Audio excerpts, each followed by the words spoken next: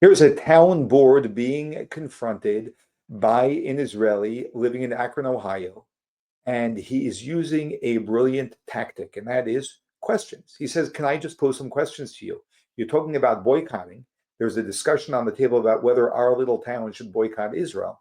Well, let me ask you about boycotting so many other places in the world where they are doing far worse things than anything you can imagine is going on in Israel." Here, let's watch this brave soul. Is just and the way he poses these questions. My name is Rabbi Weinstein, and I am a proud Israeli living here in Akron, Ohio. I understand that some people have been coming here and urging you to boycott my country. First, I want to assure you that no one in Israel is having a discussion whether to boycott Summit County, Ohio, or any other county for that matter. It is okay to criticize Israel. But sadly, many here in America are trained to disguise their hatred of the Jewish state, present it as a concern for human rights. So how can we detect this kind of hypocrisy? Let's ask some questions. First of all, is Israel the only country that you want to boycott? Is the rest of the world perfect? Russia, Iran, Syria, Yemen. If Israel is the only country singled out, perhaps this isn't about human rights. This is about hatred for the Jewish state.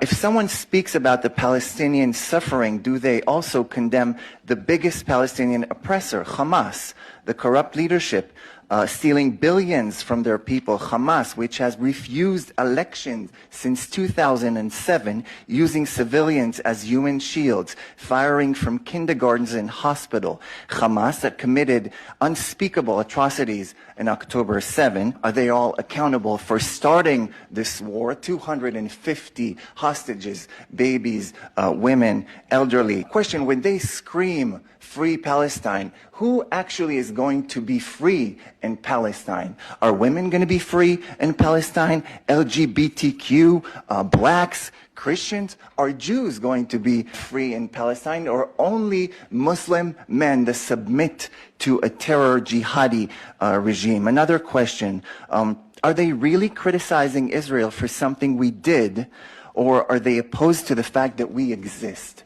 living and breathing and speaking Hebrew in our ancestral land? There are 57 Muslim countries, 22 Arab countries, and only one Jewish state, and they call this colonialism. How stupid do you think we are? They call Gaza an open prison, but do they ask you to boycott Egypt, that also has a border with Gaza? Why not also hold Palestinian leadership accountable for decades of rejecting peace and fueling violence and terror? It was never about coexistence for them. They want to erase and replace Israel, and they say that out loud. We only need to listen, and we need to listen here in Akron, Ohio, because the Imam is giving speeches in Kent University praising October 7, and we know that words like these can lead towards violence against Jews here in Akron, Ohio. So if you call for the boycott of Israel, let me be clear.